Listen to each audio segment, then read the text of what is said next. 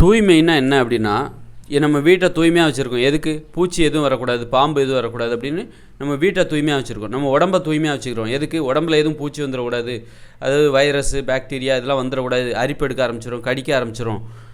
இதுதான் வந்து தூய்மை. அதுபோல் பார்த்திங்கன்னா இன்னொரு தூய்மை இருக்குது. என்னென்னா சிங்கம், புலி, கரடிகள்லாம் இருக்கக்கூடாது. நம்ம வீட்டை ஏன் தூய்மையாக வச்சுக்கிறோம்? பாம்பு, பூச்சி, பல், தேள், நண்டு, நட்டுவாக்காளி இதெல்லாம் வந்துடக்கூடாது. அது கடிச்சுன்னா நம்ம செத்து போயிடும். அதனால தான் வந்து வீட்டை தூய்மையாக வச்சுக்கிறோம். தெளிவாக தெரியணும். இப்போ ஒரே பூச்சி ஒரே புல்லாக இருந்துச்சுருவீங்க, அதுக்கு இடையில் பாம்பு இருக்கா எது இருக்கான்னு நமக்கு தெரியாது. அதனால் நம்ம என்ன பண்ணுறோம், வீட்டை சுற்றி நம்ம எதுவும் புல் எதுவும் வளராமல் சுத்தமாக பார்த்தா இதில் ஒன்றும் இல்லைப்பா. அப்போ ஒரு அமைதியாக இருக்குது. ஒரு தூய்மையை பார்த்தா ஒரு அமைதி, அங்கே எதுவும் பூச்சி இல்லை, பயமே இல்லை.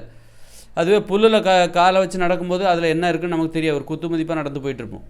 அதுவே வீட்டை சுற்றி ஒரே புல்லாக இருக்குதுன்னா அதில் என்ன இருக்குதுன்னு நமக்கு தெரியாது. நம்மளை பாம்பு இருக்கா, பல்லி இருக்கா, பூரா இருக்கான்னு சொல்ல முடியாது. அதுபோல் தூய்மைன்னா அதுபோல் வீட்டை சுற்றி பாம்புகள் இல்லை, சிங்கம் இல்லை, புலி இல்லை, இதுவும் ஒரு தூய்மை தான்.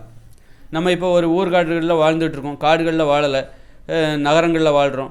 ஆனால் கண்டிப்பாக சுற்றி ஒரு 50-60 கிலோமீட்டர் 100 கிலோமீட்டரில் எந்தவித புலியும் இல்லை, எந்தவித சிங்கமும் இல்லை. இது ஒரு சுத்தம். இது மனிதர்களை ஏற்படுத்தினது.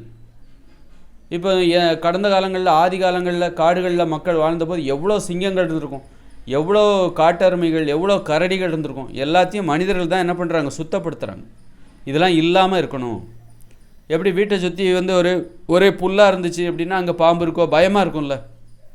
அதுபோல் நம்ம வாழ்கிற பகுதியில் சுற்றி சிங்கம் இருக்குது, புலி இருக்குன்னா நமக்கு எவ்வளோ பயம் இருக்கும். நிம்மதியாக தூங்க முடியாது, மனசு அமைதியாகவே இருக்காது. அப்போ தூய்மையோட நோக்கம் மன அமைதி தான். அப்போ இதுவும் ஒரு தூய்மை தான். சுற்றி வந்து சிங்கம் இல்லை, புலி இல்லை, காட்டெருமை கிடையாது, கரடி கிடையாது, சிறுத்தைகள் கிடையாது, நரி கிடையாது, ஓநாய்கள் கிடையாது, கழுதை புலிகள் எங்கேயுமே சுற்றி எங்கேயுமே இல்லை. அது எங்கேயோ காடில் தான் இருக்குது, எங்கேயோ காட்டில் தான் இருக்குது, மலைகளில் தான் இருக்குது. இங்கே நாம் வாழ்கிற பகுதியில் இதெல்லாம் இல்லை. அப்போ இதுவும் சுத்தமாக வச்சுருக்கோன்னு அர்த்தம். நாம் அந்த சுத்தமாக வைக்கும்போது தான் நமக்கு ஒரு நிம்மதி, ஒரு பயமே இல்லாத ஒரு தூய்மையோட நோக்கம் அதுதான். மன அமைதி தான். நாம் ஏன் தூய்மை? ஒரு மன அமைதி, நிம்மதியாக தூங்கலாம்.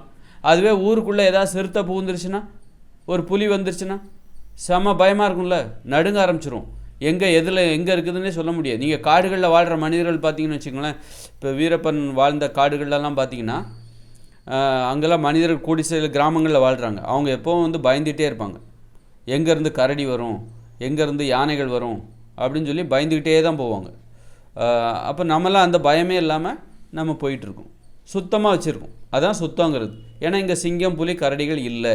காடுகள் என்பது அசுத்தமானது. மனிதர்களுடைய வாழ்க்கை, மனிதர்களுடைய பார்வையில் காடு என்பது அசுத்தமானது. அதனால தான் மனிதர்கள் அங்கே வசிக்கலை.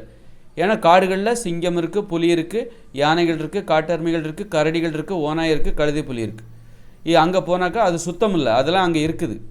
இப்போ நம்ம வீட்டை சுற்றி பாம்பு இருக்குது, தேள் இருக்குது, இதெல்லாம் இருந்துச்சுன்னா என்னது? சுத்தம் இருக்குன்னு அர்த்தம்? சுத்தமாக இல்லைன்னு தானே அர்த்தம். அது இருக்கக்கூடாதுன்னு தான் நம்ம என்ன பண்ணுறோம், எதுவும் வரக்கூடாது அப்படின்னு தான் சுத்தமாக வச்சுக்கிறோம். அதுபோல் இன்னும் சுத்தம்னா நம்ம வாழ்கிற பகுதியில் ஒரு கிராமத்தில் வாழ்கிறீங்க, நகரத்தில் வாழ்கிறீங்க, ஒரு பெருநகரத்தில் வாழ்கிறீங்க, அங்கே என்ன இல்லை? சிங்கம் இல்லை, புலி இல்லை. அப்போ அது சுத்தமாக இருக்குது. மனசு நம்ம நிம்மதியாக தூங்குகிறோம். சுத்தமாக இருந்தால் தான் நிம்மதியாக தூங்க முடியும். அப்போ தூய்மை என்பதற்கு இது ஒரு. அப்புறம் இன்னொன்று இது இருக்குது. மனிதர்கள் யாரும், திருடர்கள் இங்கே யாரும் இல்லை, கொலைகாரர்கள், கொள்ளைக்காரர்கள் யாரும் இல்லை, பாலியல் வன்முறையாளர்கள் அப்படி யாரும் இங்கே இல்லை, விபச்சாரம் செய்கிறவர்கள் இங்கே யாரும் இல்லை. ஏன்னா அதுவும் ஒரு பாலியல் வன்முறை தான். ஆண்கள் மீது பெண்கள் நிகழ்த்துகிற பாலியல் வன்முறை விபச்சாரம் செய்கிற பெண்கள், விபச்சாரம் செய்கிற ஆண்கள் என்பது பெண்கள் மீது ஆண்கள் நிகழ்த்துகிற ஒரு பாலியல் வன்முறை அப்படி. அப்போ அதுவும் ஒரு அப்போ அந்த மாதிரி எதுவும் இல்லை. அப்போ நிம்மதியாக தூங்கலாம், நிம்மதியாக வாழலாம். இதுதான் சுத்தங்கிறது. நிம்மதியாக வாழ்வதற்கும் நிம்மதியாக தூங்குறதுக்கும் உடம்பு ஆரோக்கியமாக இருக்கிறதுக்கும் இந்த சுத்தம் தேவை. மனிதர்கள் நேர்மையாக இருக்கணும், அதான் சுத்தம். நீ நேர்மையாக இல்லையா, நீ அசுத்தமாக இருக்க. ஒருத்தர் குளிக்கலைன்னா, நான் வருஷக்கணக்காக லஞ்சம் வாங்குறேன், வருஷக்கணக்காக ஊழல் பண்ணுறேன் அப்படின்னா, நீ வருஷக்கணக்காக குளிக்கலைன்னா ரெண்டும் ஒன்று தான். நீ வருஷக்கணக்காக ஒருத்தன் குளிக்காமல் இருக்கான்னா அதுவும் நீயும் ஒன்று தான். வருஷக்கணக்காக நான் லஞ்சம் வாங்குறேன்ப்பா, லஞ்சம் வாங்கி தான் நான் இப்படி ஒரு வாழ்க்கை வாழ்கிறேன்னா நீ உங்கள்கிட்ட அசுத்தம் இருக்குது, உங்கள்கிட்ட நேர்மை இல்லை. நேர்மைங்கிறது ஒரு சுத்தம். அது மாதிரி இந்த எப்படி வந்து திருடைங்க, கொலைகாரங்க, கொள்ளைக்காரங்க அப்படி யாருமே இங்கே இல்லை, ஏமாத்துறவங்க, திருடைங்க யாருமே இங்கே இல்லை, நம்ம நிம்மதியாக வாழலாம் அப்படிங்கிற மாதிரி தான். இங்கே லஞ்சம் வாங்குறாங்க, அப்புறம் மக்கள் புலம்புவாங்க, எங்கே போனாலும் லஞ்சங்க, ஏன் இது ஒரு திருட்டு தானே, ஒரு அதிகார திருட்டு. பிளாக்மெயில் பண்ணுறது, உனக்கு வேலை ஆகணும்னா எனக்கு பணம் கொடு, அதிகாரத்தை காட்டி மிரட்டி உனக்கு ஒரு வேலை ஆகணுமா, அது காட்டி உங்கள்கிட்ட பணத்தை வாங்குறாங்க. அது அதிகார திருட்டு. அப்போ திருடர்கள் வந்து இந்த மாதிரியும் இருக்காங்க. வீட்டு மதில் சுவர் ஏறி தான் வருவாங்க, வீட்டு கதவை உடைப்பாங்க, கள்ளச்சாவி போடுவாங்க, அவங்க தான் திருடர்கள். இந்த மாதிரி இவங்களும் திருடர் தான். அப்போ அந்த மாதிரி கள்ளச்சாவி போட்டு திருடினா உங்களுக்கு எப்படி பயம் இருக்குமோ, பக்கத்தில் அந்த மாதிரி நிறைய திருடர்கள் இருக்காங்க, நீங்கள் ஊருக்கு போனால் கண்டிப்பாக உங்கள் வீட்டில் கொள்ளையடிப்பாங்க அப்படின்னா உங்களால் எப்படி நிம்மதியாக தூங்க முடியாது. அதுபோல் தான் இந்த நாட்டில் லஞ்சம் வாங்குறவங்க அங்கே இருக்காங்க, ஊழல் பண்ணுறவங்க எங்கே போனாலும் காசு கேட்குறாங்க அப்படின்னா மக்கள் புலம்ப தான் செய்வாங்க. மக்களால் நிம்மதியாக இருக்க முடியாது. இந்த மாதிரி காசை வாங்குறாங்களே, அநியாயப்பட்டு கொடுக்குற சம்பளம் பத்தாதான் அப்படின்னு சொல்கிறாங்கல்ல. அப்போ இந்த மாதிரி இல்லாமல் இருக்கணும். மனிதர்கள் நேர்மையாக இருக்கும்போது அது ஒரு தூய்மை. எப்படி பாம்பு, பூச்சி, பல்லி, தேள், பூரா இதெல்லாம் இல்லாமல் வீட்டை சுத்தமாக வச்சுக்கிறோம். நம்ம வாழ்கிற பகுதியில் சிங்கம், புலி எதுவுமே இல்லை, முதல்ல காட்டெருமை, கரடி, ஓநாய்கள், கழுதை, புலி எதுவுமே இல்லை, அது ஒரு சுத்தம். அதுபோல் நேர்மையாக இருக்கணும். மனிதர்கள் சுற்றி யாரும் கொலைகாரர்கள், கொள்ளைக்காரர்கள் யாருமே இல்லை, திருடர்கள் யாருமே இல்லை. அப்போ அதுவும் ஒரு சுத்தம். அப்போ நாம் சுத்தம் பண்ணிக்கணும். நமக்குள்ளே நேர்மையாக இருக்கணும். நமக்குள்ளே ஒரு திருடர்கள் இருக்கக்கூடாது. நாம் லஞ்சம் வாங்கக்கூடாது, அதுமாதிரி கொள்ளையடிக்கக்கூடாது, திருடக்கூடாது, நேர்மையாக இருக்கணும். அப்போ அதுதான் சுத்தம். வெறுமனே வந்து நீ குளிச்சுட்டா சுத்தமாயிட்டேன்னு அர்த்தம். பல்லு துளைக்கிட்டா நீ சுத்தமானவன்னு கிடையாது. நீ நேர்மையாக இருக்கணும். உனக்குள்ளே இந்த கெட்ட பண்புகள்லாம் இருக்கக்கூடாது.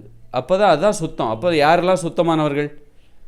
இப்போ சுத்தம்னா என்னன்னு நம்ம சொல்லியாச்சு. அப்போ யாரெல்லாம் சுத்தமானவர்கள் அப்படிங்கிறது நீங்களே முடிவு பண்ணிக்கலாம். நான் சுத்தமானவனா, நான் நேர்மையாக சுத்தமாக இருக்க டெய்லி முயற்சி பண்ணுறேன், சுத்தமாக இருக்கிறதுக்கு நான் டெய்லி முயற்சி பண்ணுறேன், யாரும் லஞ்சம் எதுவும் வாங்குறது கிடையாது, திருடுறது கிடையாது, கொள்ளையடிக்கிறது கிடையாது, மற்றவங்கள டிஸ்டர்ப் பண்ணுறது கிடையாது. அது மாதிரி மற்றவங்கள டிஸ்டர்ப் பண்ணக்கூடாது. இப்போ கெட்ட வார்த்தைலாம் போடுறது, மற்றவங்கள பணிவு இல்லாமல் மரியாதை இல்லாமல் பேசுறது, அப்போ மற்றவங்க மனசில் அமைதி இல்லாமல் போயிடும். அப்போ நம்ம வார்த்தையில் சுத்தம் இருக்கணும், பணிவு இருக்கணும், பிறர் டிஸ்டர்ப் பண்ணுற மாதிரி, பிறருக்கு தொந்தரவு தர்ற மாதிரி பேசக்கூடாது, மனசு கஷ்டப்படுற மாதிரி பேசக்கூடாது. அப்படின்னா அது ஒரு சுத்தம். இந்த மாதிரி வாழ்க்கையில் மனித வாழ்க்கை என்பது ஒரு தூய்மையான ஒரு வாழ்க்கையாக இருக்க வேண்டும். இதுதான் தூய்மை என்பதற்கான ஒரு இலக்கணம், விதிமுறை.